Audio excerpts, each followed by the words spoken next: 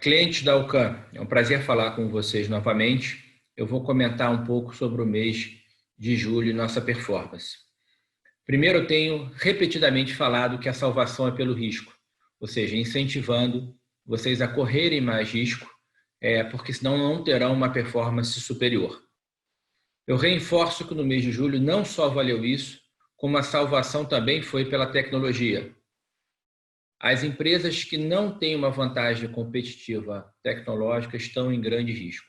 Então, nós conseguimos expandir o risco, como temos feito depois dos piores momentos da pandemia.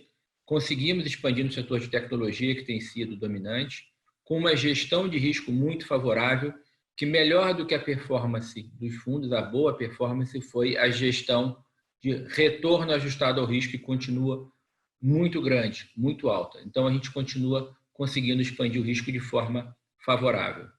Destaques do mês. O Bovespa subiu mais de 8%, mas nosso fundo long only, que é institucional, conseguiu render mais que 2% acima do Ibovespa. Então, a gente continua batendo a nossa meta, que é render 10% acima do Ibovespa. Nosso fundo long bias, com muito menos risco do que o Bovespa, ele tem proteção, rendeu mais do que o Bovespa. Então, ele está completando no ano uma performance acima de 10%, com o Bovespa caindo mais de 10%. Continua excepcional. E o nosso long short também rendeu mais que 4%. Falando dos multimercado, multi-estratégia, o destaque, sem dúvida, também foram os fundos de mais risco. O retorno absoluto rendeu aproximadamente 2,5%. Lembrando que o retorno absoluto, que tem sido o nosso fundo mais premiado e o mais premiado do mercado, tem uma janela de fechamento até o dia 14 de agosto.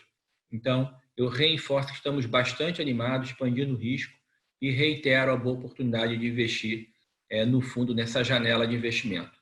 O Equity Hedge e o Previdência, que é para RD CDI mais 4, também tiveram uma performance excepcional, na mesma proporção do retorno absoluto, assim como o fundo institucional. Nossas posições.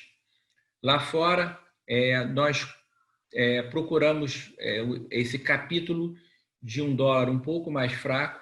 Então, nós principalmente investimos no euro contra o dólar. O euro teve o benefício de ter um pacote de sustentação de ajuda aos países nessa pós-pandemia, somado que a segunda onda de coronavírus está mais forte nos Estados Unidos que na Europa. Essa posição tem dado resultado bastante grande.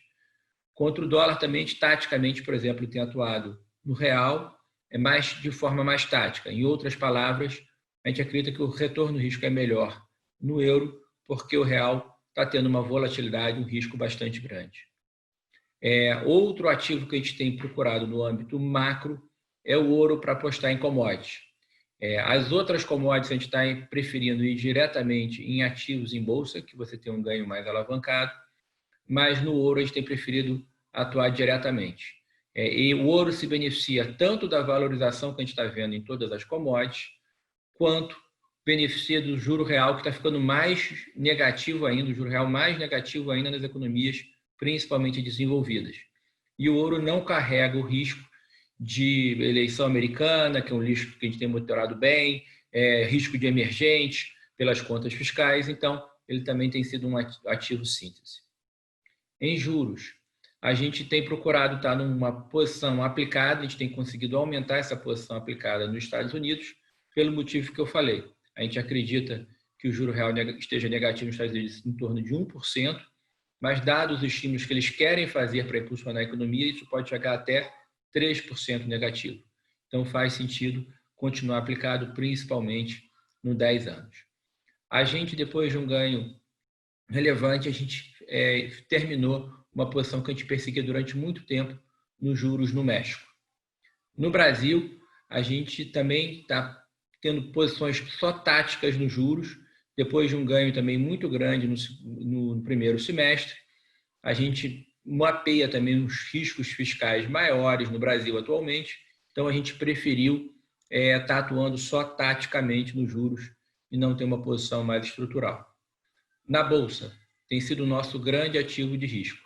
A gente tem conseguido expandir a carteira em tecnologia, como eu falei, principalmente no mercado americano e no chinês, focado nos setores de 5G, computação quântica, e-commerce e software.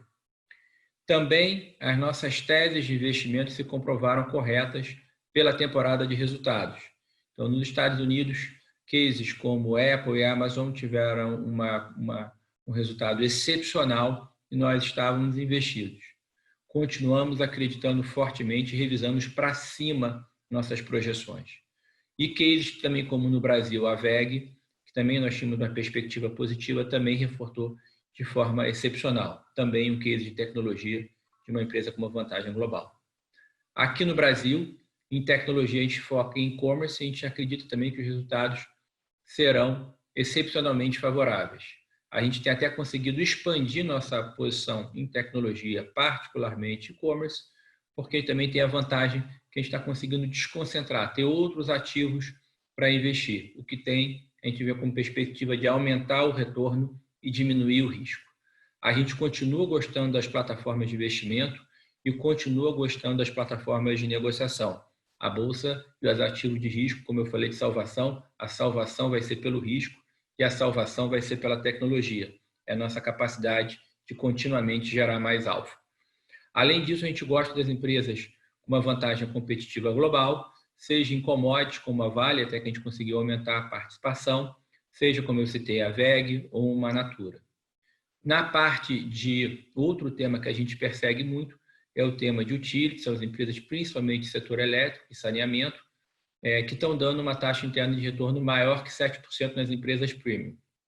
No mês, gerou uma oportunidade principalmente em saneamento, com opcionalidade de privatização, que é a Sabesp, a gente aumentou a posição, e no setor elétrico, também a gente continua perseguindo os cases das empresas líderes, das empresas consolidadoras. Inclusive, a gente conseguiu expandir para algumas outras empresas que também geraram oportunidade no mês. Por último, o último case que a gente persegue também no Brasil é o setor de saúde. Então, a gente também conseguiu expandir principalmente nas empresas integradas, né? Intermédica e Hapvida, onde a gente tem uma convicção maior. Entramos agosto já gerando valor, entramos agosto já expandindo o portfólio. Queria agradecer a confiança de todos e dizer que a gente está muito animado para tomar risco de forma favorável também nesse segundo semestre, no mês de agosto. Muito obrigado e um abraço a todos.